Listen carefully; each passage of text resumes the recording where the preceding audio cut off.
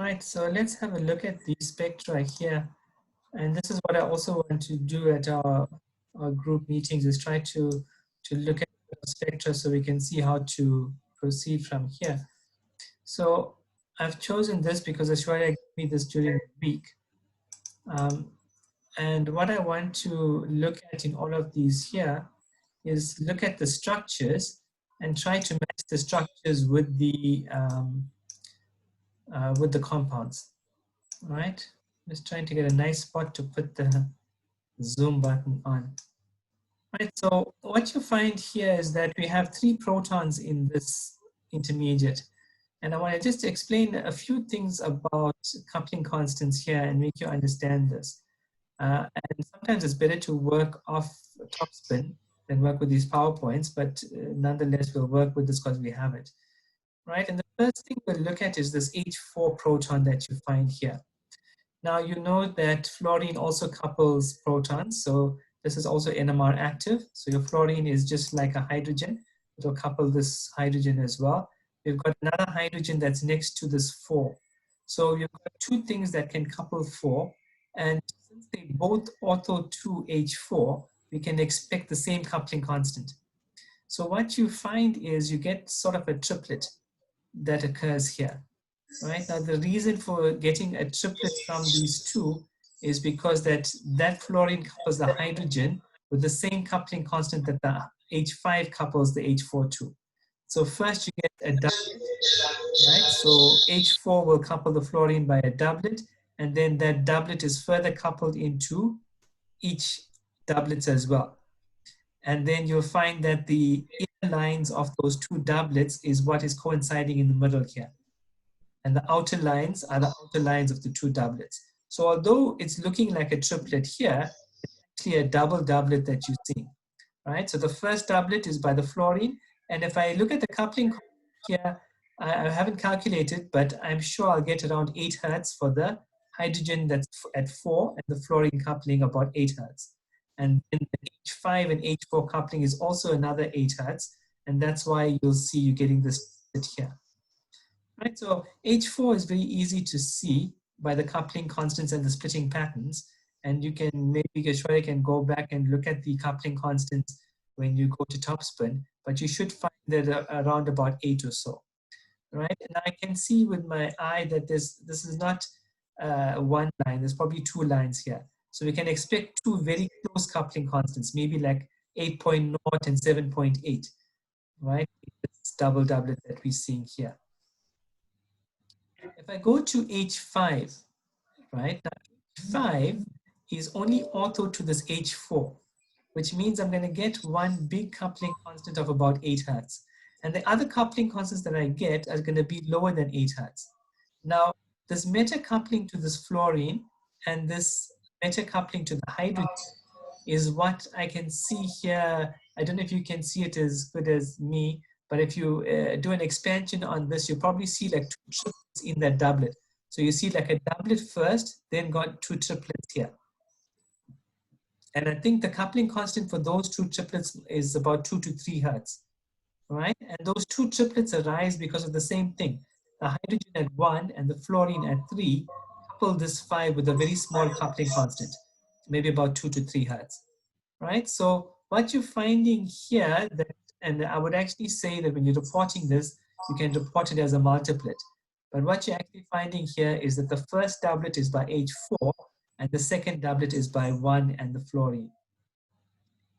Now, this last resonance here, which is this H1 resonance, is a bit tricky because H1, if I'm looking at the protons and fluorines next to it, I've got a proton meta at 5 here, I've got a fluorine meta at 3 here, and I've got a proton para at 4. Now, the proton para at 4, we don't normally see this coupling. Unless you have a very sensitive NMR, we can see this para coupling here.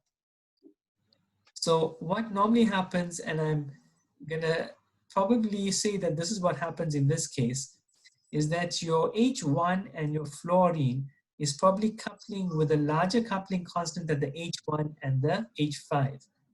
And I think maybe that's what your big coupling constant is. And then that's probably coupled to something that's smaller, maybe to the H5 is smaller. So the doublet that you're seeing is probably the doublet between the H1 and the fluorine coupling that you're seeing here. And then a very small coupling constant again with the H5. Right? So that's that particular one. So going into this particular structure here, we can see that we have the same 1, 4, 5 structure, and you probably won't get much difference between the 1, 4s and 5s. And this is the nice thing about synthetic work. When you go from intermediate to the next, that portion should be the same. So H4 and H5 and H1 should roughly be the same type of splitting pattern that you're finding, right? So you probably see that in here. The other thing that's changed is this aromatic ring that you find, and that's the 5 protons that you're seeing here.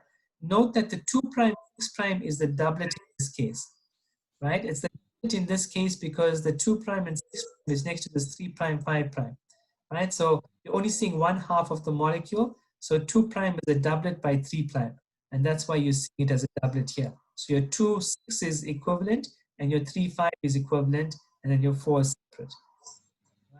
And you're seeing the 3', 5' as a triplet for the same reason. I got a proton on that side and a proton on this side, and it's coming into a doublet and then a doublet again with the same constant. So your middle line that you find here is the inner 2 lines of the 2 doublets of the double doublet, right? That you're finding here. Now, the same happens for 4'. 4' is coupling with that and that. That's why you're getting a triplet here. So this is what's called normally like a pseudo triplet. So it's not really a triplet, it's actually a double doublet, but it's appearing as a triplet because the 2 inner lines of the doublet coinciding. So you see that pattern here, and you also see that pattern here as well, right? So it's a very nice pattern that you're seeing here for this free phenyl ring that you have. Your H, your methyl group, you're seeing here, which is good, and then you see your H9 proton right down here. Right? The reason sometimes that this H9 from this nitrogen appears downfield here is because this hydrogen is a bit acidic, right? So because it's a bit acidic, that's why you find it so far downfield, right? So we get those types of things. And just to discuss this, so now you see that all this portion that we've dealt with in the intermediate, we've dealt with that part in the intermediate, and the only part that you put on now is this other part here. So we're dealing with a whole lot of aromatic resonances in this compound. So it'll be nice to expand this whole thing like I did here. And when you're working with this on your spectra, on your top spin, it'll be nice to expand it to see what's happening as well. And there you see your H4 that we find here is just a doublet now because next to H5, right? So it's just one, H4 and H5 are together, so they're the doublet. You see the same thing for H5. So H4 and H5 are coupled, and you see that nicely here. You don't see 5-7 coupling so much in this one. So this broadened peak here, if the resolution was a little bit better, you might see the 5-7 coupling here. I can't see the 5-7 coupling in this case, right? The 5 coupling is normally around 2 Hertz or so. So it's just a broad peak. So you probably see doublets here for 4 and 5, right? And the 7 as well, in an ideal situation, you'd expect to see a doublet of about 2 Hertz, but you're just seeing a broad singlet here. So you're not seeing this coupling by 5 and 7, right? So if 5 and 7 were coupled, maybe if the sample was a bit more dilute, we'll pick up the coupling between 5 and 7 and the splitting pattern between 5 and 7. But now we don't see that. So the singlet at 7 is because we don't get coupling to the 5, or you can't see the coupling to the 5 because it's broad here, right? The 5 is a doublet because you don't see the coupling there, you only see the coupling to 4. So your 5, 7, and 4 is the doublet, and the singlet. But take note that these doublets are broadened. So that's a broadened doublet a bit, and this is a broadened singlet a bit. So if the sensitivity of the instrument was a bit better, we could get this appearing as a doublet with about 2 Hertz, and this will probably be a double doublet of about 2 Hertz. And so it's something else that you might want to look at. Maybe if I dilute the sample a little bit, and rerun the sample, would I get better splitting patterns here, right? So it's something that you can choose either to do or not to do, just for yourself to see whether or not I can get those splittings and how to get those splitting patterns. So sometimes when you dilute your sample a bit, you can see better resolution here, right? So all I'm saying is that the resolution was better here. That would be double about 2 hertz. This would be a double doublet, maybe 8 hertz and 2 hertz, right? The 8 hertz is the coupling to 4, right? So that's your 4, 5, and 7. And I'll take you to this ring here because we already looked at this ring compared to this. So this coupling, the splitting patterns and stuff won't change too much here. So the 2 prime, and the 3 prime, 4 prime, 5 prime that you're seeing won't change too much. And you can see in this particular case, they all appear as one singlet here, one very broad singlet that you see integrating to 5 protons, right? So this whole aromatic ring is just this one big peak, right? There's nothing too fancy about that particular resonance. The splitting pattern here is a very nice splitting pattern to take note of. And a lot of you will have this fluorinated phenyl ring in your structures, all right? The basic splitting pattern here, now look at this 3 prime, 3 triple prime, 5 triple prime first. And now that the fluorine will couple, so I'll just look at this 5 triple prime. So fluorine will couple the 5 triple prime into a doublet, and 6 triple prime will couple the 5 triple prime into a doublet, right? So basically what you're finding is that you have 2 doublets in that particular resonance. And what you're getting is the pseudo triplet that I just explained, right? So maybe I can show you a little bit better by trying lines. I'm just going to try and show you what I'm talking about. So if I have a particular resonance, right? So there's my resonance here, right? So what you find is that if I look at my first coupling, right? And so that's the doublet I'm trying to draw here. Right? What I'm actually trying to do is show you that if I take 5 triple prime, there's the 5 triple prime. And then I'll take the fluorine and I'll couple it. That's the doublet that I'm getting. And then that doublet, I'm now going to couple with the 6 triple prime on this side. So when I couple with the 6 triple prime on this side, so I'm making this into a doublet and that into a doublet. So watch what happens now. I make this into a doublet, right? And I'm going to make this into a doublet. So there's my outer line here. Now, can you see my inner line is going to be either on this line or very close. So in this instance, I'm making it very close, right? But I can also take these 2 lines, and if they go right on top of each other, right, they're going to be one line on top of each other. Right, so what we'll get is one line on top of each other for that.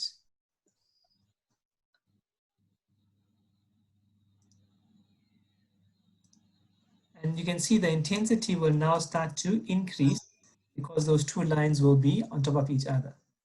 So instead of the double doublet that I'm getting the pseudo. Right? So that's what I'm trying to explain. That's what you're seeing here. Right? So you see that nicely, and these 2 are equivalent. So that's why we're seeing this triplet for this 3 triple prime and 5 triple prime that you find. Now, if you take note of this 2 triple prime, 6 triple prime that you're seeing here, it's next to a hydrogen and it's next to the fluorine, which is metal. So what's happening in this case and what we see in that particular case, if I can draw this for you quickly here, you're probably seeing something that looks like this, right? So this pattern that you're seeing here is probably this pattern that you're seeing here for 2 triple prime, 6 triple prime, right? And this big coupling constant, so we get 2 coupling constants in that case. right? The first coupling constant is coupled to the protons next to it. So that's a 2 triple prime coupled to the 3 triple prime, right? So that's your coupling here,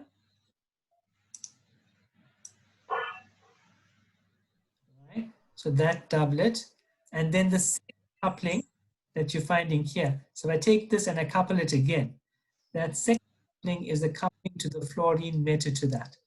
And what normally happens is that this coupling constant here is about 8 hertz, right? So that coupling constant is about 8 hertz. And this coupling constant here is about 5 hertz, right? So that's 8, and this would be, right? The 8 hertz coupling, so is due to the coupling between the 6 triple prime and the 5 triple prime, and the 5 coupling is due to the 6 triple prime and the fluorine. And that's why you're seeing this double doublet that you see here, right? And that's why you get the 8 and the 5 hertz. So whenever you see this ring here with this parafluorine group, you will see this splitting pattern that you see here, attributed to 3 triple prime, 5 triple prime, and then this pattern here, 2 triple prime, 6 triple prime for these two protons that you see.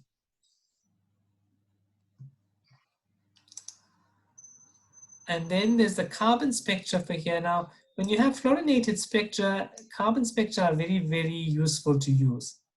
You can see it a little bit better here, because what normally happens when you get spectra that's coupled with fluorine, the fluorine will couple the carbons.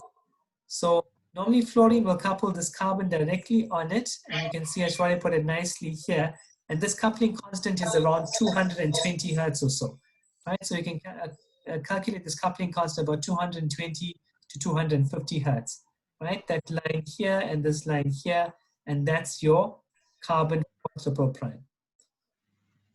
You can see now that I also have protonated groups 3 triple prime and 5 triple prime, and 2 triple prime and 6 triple prime.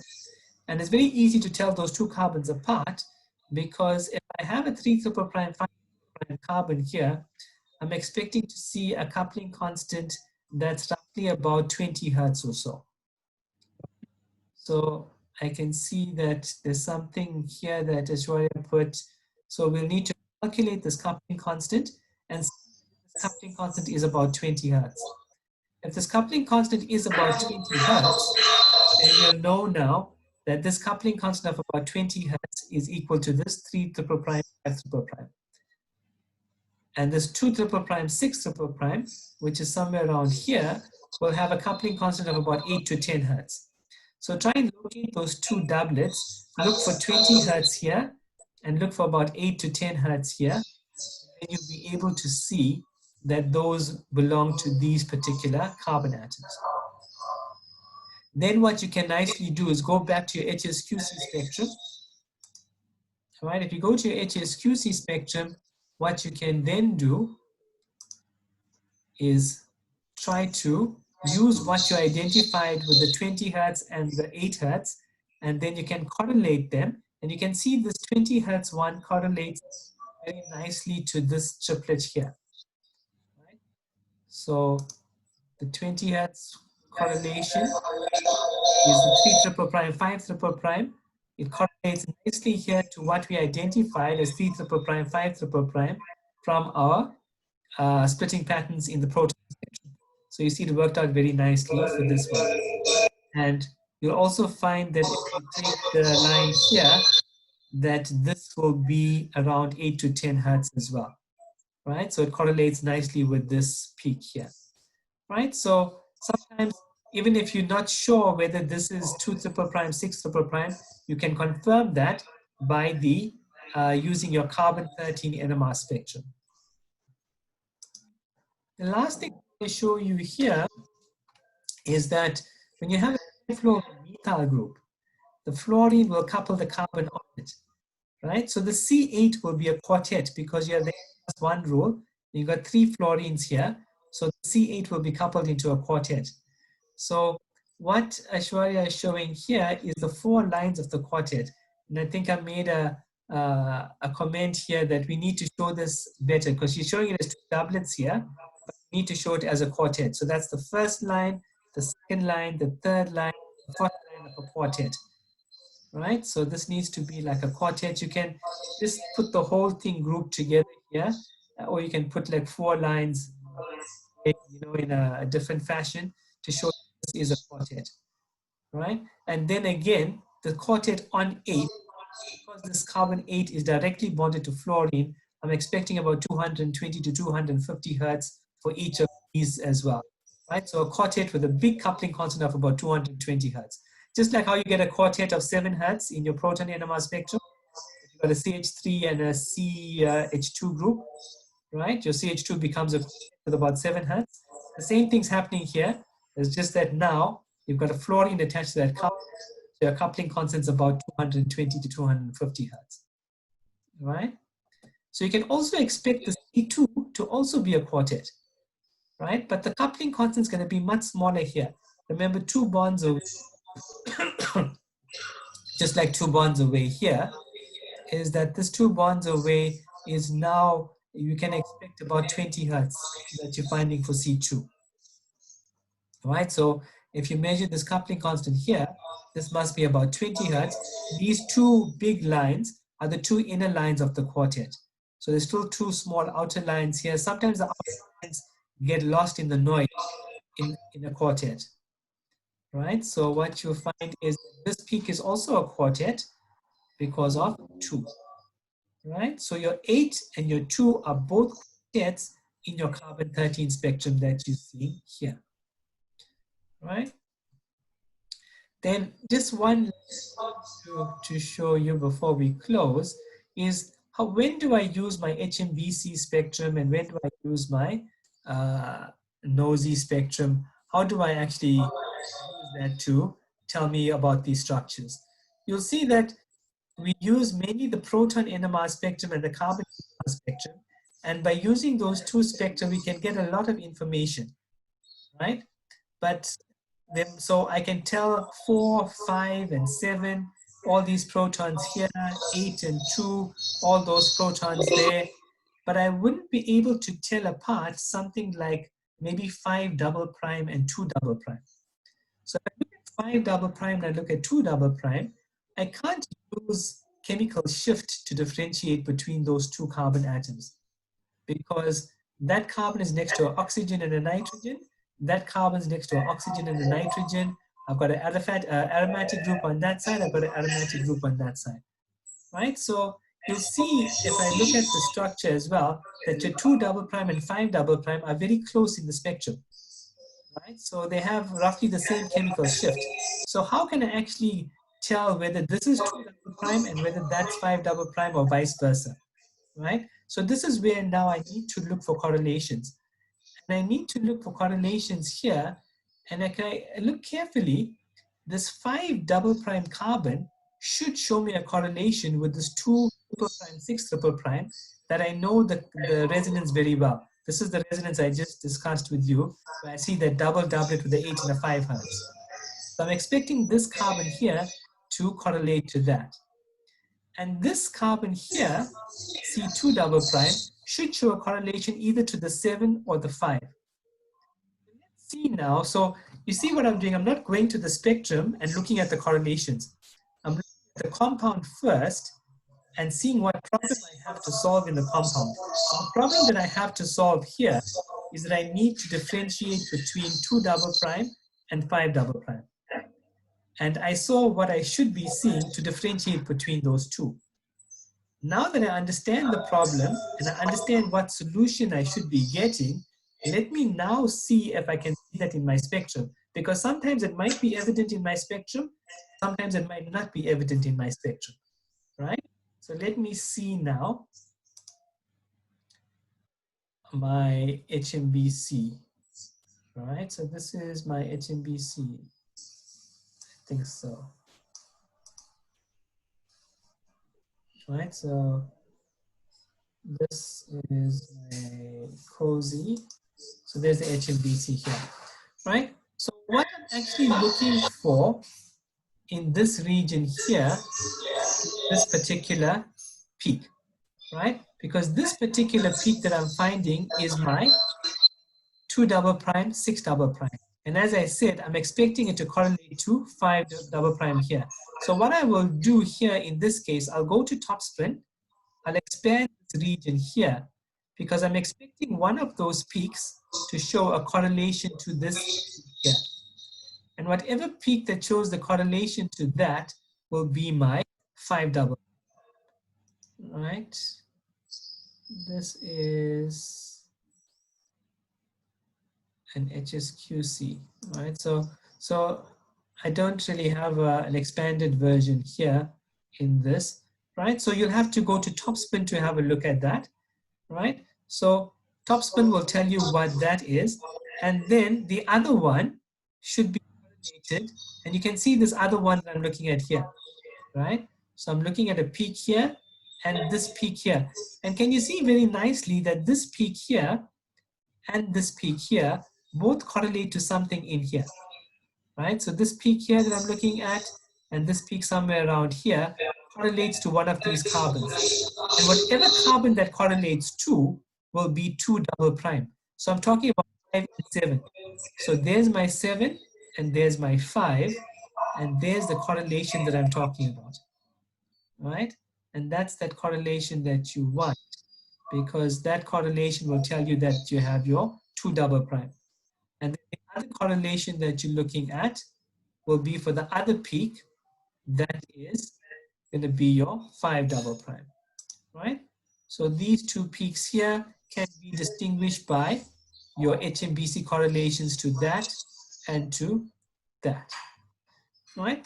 What other problem can you look to solve in the structure here? I would think that I can look for 3A and 7A, right? Chemical shift, I can't tell apart 3A and 7A, right? And I see that Aishwarya got 7A here, and she's got 3A here, right? Now, these two, 3 and 7A, and why I said that something's wrong when I saw this sort of elucidation from her, is that 3A and 7A should be close in the carbon 13 spectrum, just like 2 double prime and 5 double prime. Why should they be so close? Because the carbon's next to a nitrogen, this carbon's next to a nitrogen, right? And then the rest of this molecule here and the rest of that molecule here. So 3A can't be so different from 7A, right? So what I think happened here is that the 3A and the 6 needs to be switched around, because is this proton, this carbon here, that's an aromatic carbon. It can't be so de-shielded. There's nothing, it's not next to any electronegative atom. So that's why the 6 rather be down here, and this 3A needs to come up here. And then I can try to use HMBC correlations to tell me which is 3A and which is 7A. Some correlations that I could use is that this 3A would probably see a correlation to 5 that 7A won't see, right? So I'm going to look at these two peaks here in my HMBC spectrum, try and identify which is 5. I can identify 5 because we identified it before from the Proton Nmr Spectrum, right? So I think, right, so 5 was this one here and 4 was that one there. So this is also allows you to maybe re-look at your 5s and your 4 as well, right? So your 5 was this and your 4 was that. And we're trying to look at the correlations here. So what we'll do is, you can see, you can also run your spectrum down here. And can you see that that peak is showing the correlation to those two carbons, or one of those carbons there? This is also showing a correlation to one of those carbons. And we know that this is 7, right? But the 7 should show a correlation to both of the 7A and the 3A. So I can't use this as a positive correlation, right? So I can't use it as a positive correlation. So the only way I can actually do this is to find out the correlation to 5 here. So then again, you would need to look at this particular region, right? And see whether this 5, this peak here, is correlating to that carbon or that carbon. And you can do that on topspin, right? So maybe next time I can actually get some topspin data, or I can get the FID files and work with topspin with you, and then show you that that will correlate to one particular carbon. And whatever this correlates to that particular carbon, that will probably be 3A, and the other one will be 7A, right? So you saw that we started with the proton, we started with the carbon, right? I can use some cozy correlations to show you that 4 is next to 5 and 5 is next to 7 and all those things. So we can use cozy for that.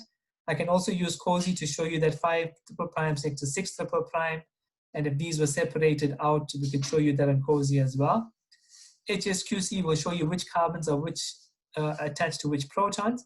And you saw how nice we can use HMBC to give us a solution to the problem that we can find in the structure to get unequivocally whether it's 3A or 7A, or whether it's 5 double prime or 2 double prime. Right. So I'm just going to